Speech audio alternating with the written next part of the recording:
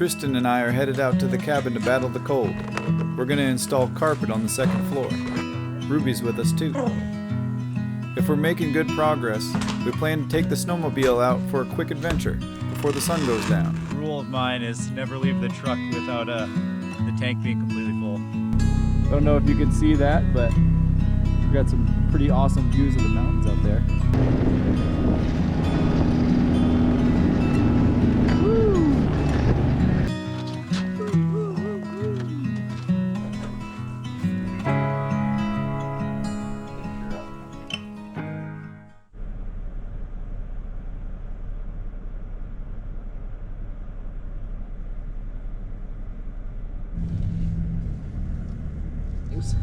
That are gone. Got all sorts of critter tracks up the driveway.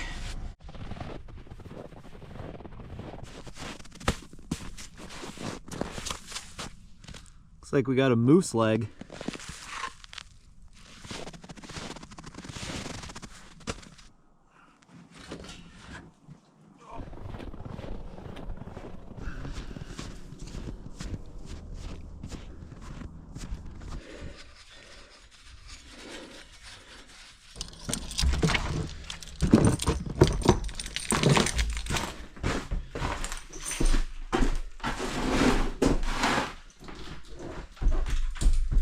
Almost there. Plug this in. All right. No, one of them doesn't want to work. Maybe it just needs to warm up. Oh, we got one light. That helps. Let's get some heat in here. Maybe the lighting system will work better.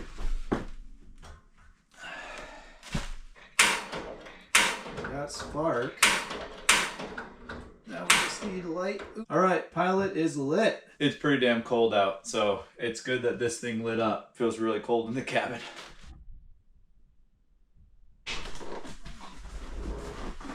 Hey, puppy girl. Do you want to swap spots with me here? Sometimes it takes a little while for the pilot light to stay on if it's super cold. So you got to end up sitting here holding it down for a little while. Thermocouple is just not warmed up enough yet. You hold it for a little bit. Yep. I mean, it was really foggy when I first started it, and it's already like kind of evaporated all the fog away from the lens.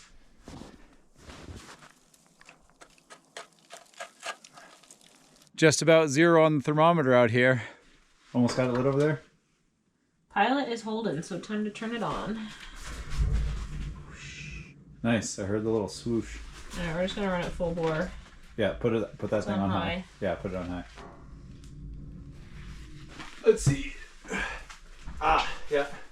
Just like our lights outside, I feel like just like the cold makes things move a little bit, and it wasn't making good contact. Just screw the bulb in. Oh. One of the feet to my saws got frozen to the ground. When I moved the thing, it broke. Had a little bit of mud on it. I was moving the table saw and one of the feet to it was stuck to the floor, frozen to the floor. Ruby's dish has seen better days. You want some water, Ruby? She already licked it. Oh. I know, it's frozen.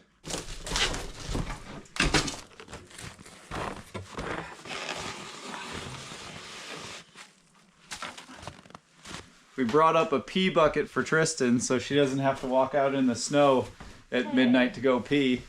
Tell in the world about my pee bucket.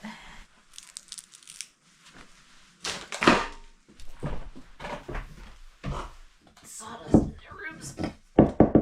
Give me time. Oops. I lost a few.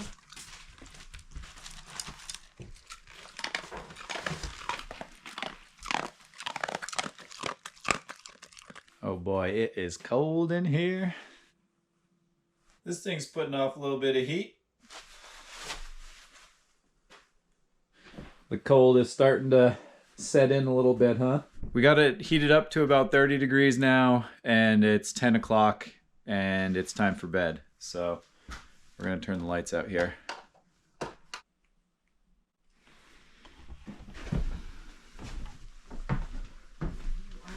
Sweetie, I'll share my bed with you, but you gotta come down towards my feet. You gotta let me get in. There you go. There you go.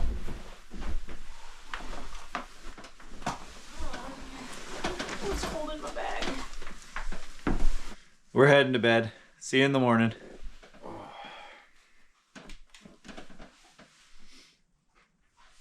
Says it's 65 up here now, a whole 12 hours later.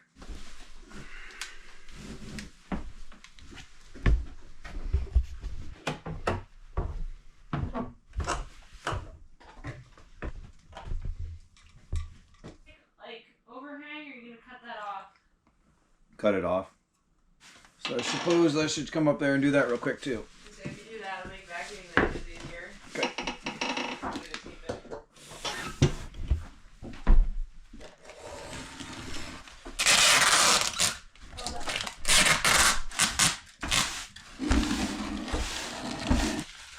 Can you open up the trash can for me?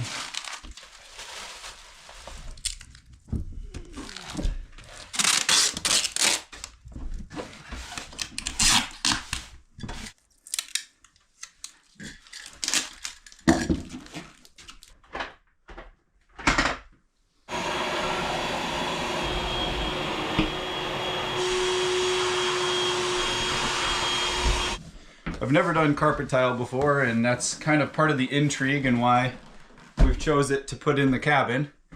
Something new to learn. Plus, I think it's going to be an easy install and it'll look great.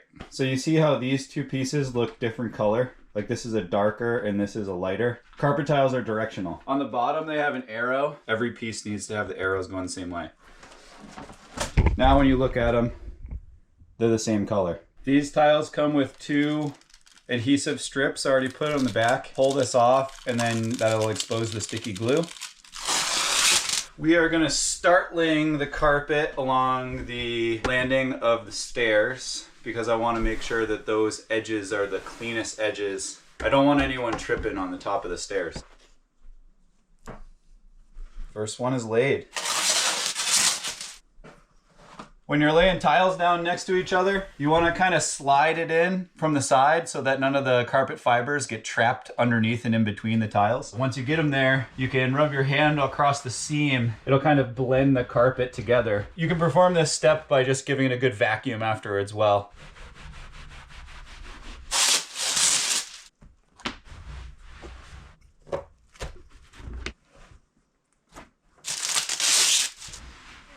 using a straight edge here. I just replaced the blade on this and it seems like it's cutting it. So you don't need anything more than an X-Acto blade. Pretty easy. Now I'm gonna do a layout of the next row just to make sure that everything lines up before I pull the adhesive tape.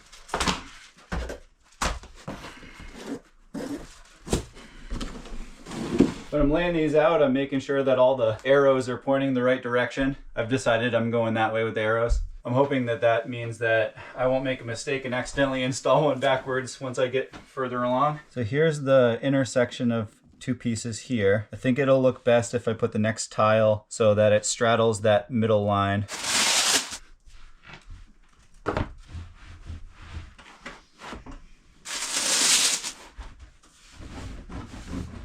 Cut two pieces.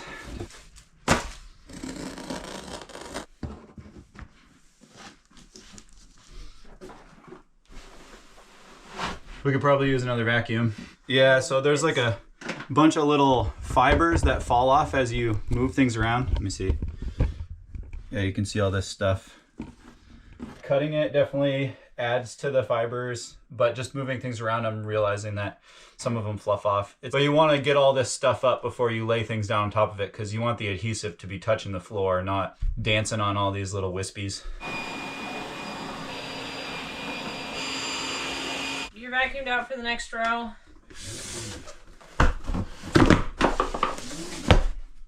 You can just feel the cold inside these boxes, so I'm gonna probably open them up and spread the carpets out a little bit so that they can warm up to room temperature. These things have been sitting at 0 or below. I want the adhesive to kind of bounce back and not be frozen when I'm installing them.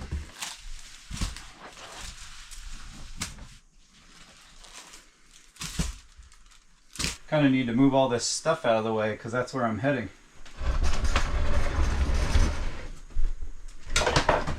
Oh. Okay. Yep, I spilled water all over the bag that has my laptop in it.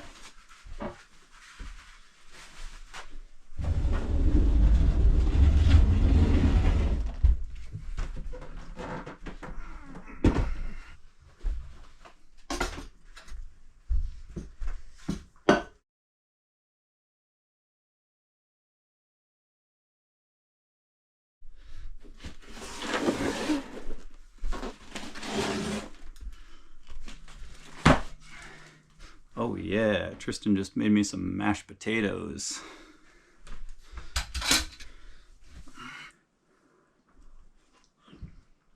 Is this more your style, Rupert? Do you like what Daddy's doing? Okay, we got about half of the floor done in about an hour and a half.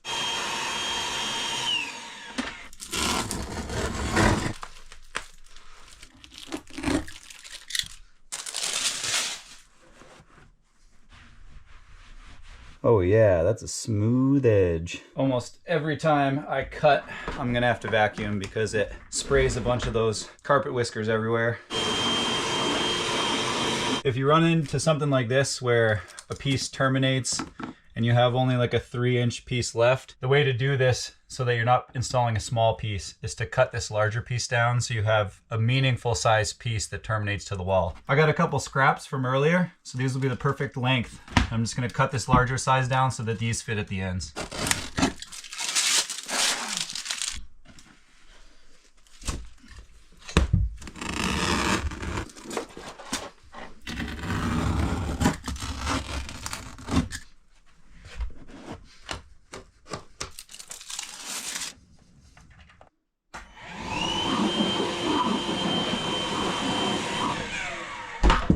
We're at the point now where we need to move all the stuff over there, to include Ruby and Tristan, to this side of the room so that I can continue to work on that side of the room.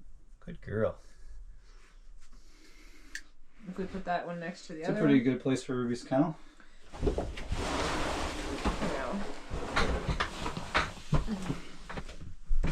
Like right in here? Okay. That looks good.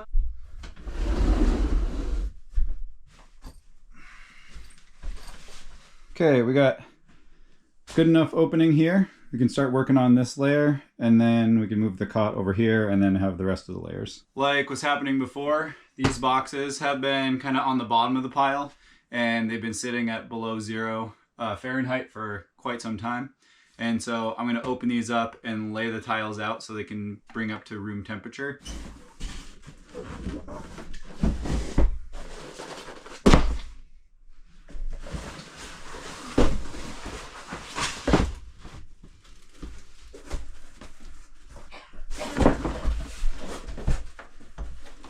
We're also running out of daylight outside. It's 12:45. We got maybe 3 hours of daylight left. And while these carpet tiles warm up, Tristan and I are gonna go for a ride on the machine.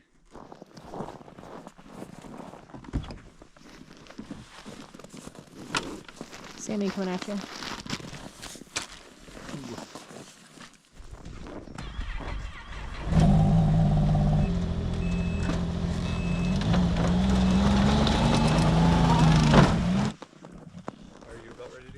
I need to put my helmet on. What? I need to get my helmet and my gloves. This thing's awesome with its fuel economy, but a rule of mine is never leave the truck without the tank being completely full.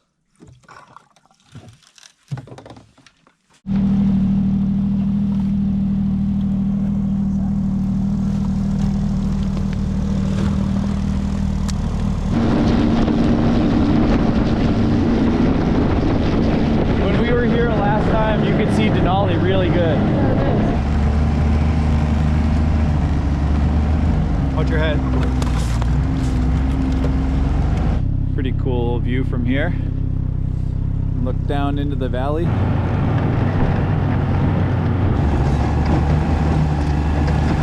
This is all frozen overflow. At one point, this was probably standing water on top of the ice, and one cold night or two away, and then all of it's gonna set up. Don't don't know if you can see that, but we've got some pretty awesome views of the mountains out there. Once you're into the willows or alders, that's when you know you're starting to get into the alpine. This is definitely ptarmigan country. This is a cool spot. You're gonna come up over the hump and get to see everything above tree line.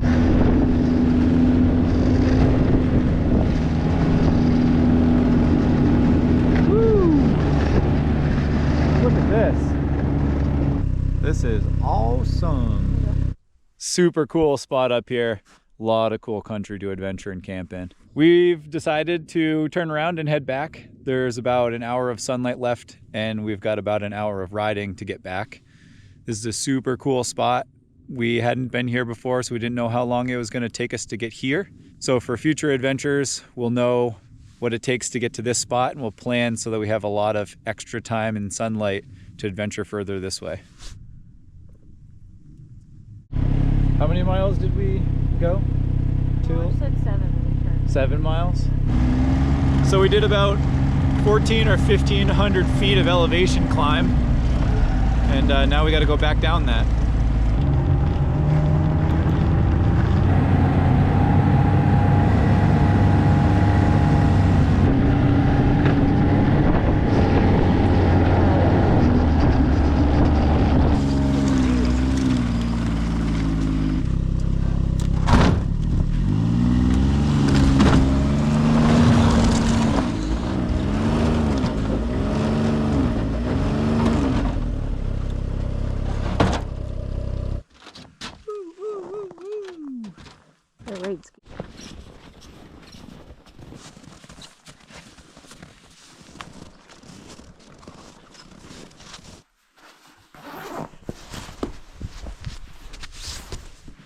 Peanut butter jelly time, peanut butter jelly time.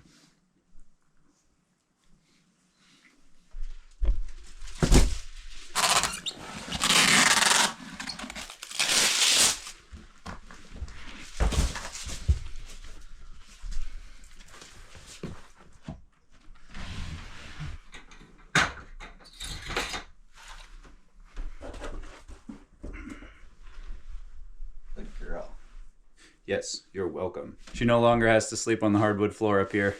If you're interested in watching cabin build videos, check out the Wicked Alaska homepage. You'll find a video where we built this whole cabin in 1 year. See you on the trail.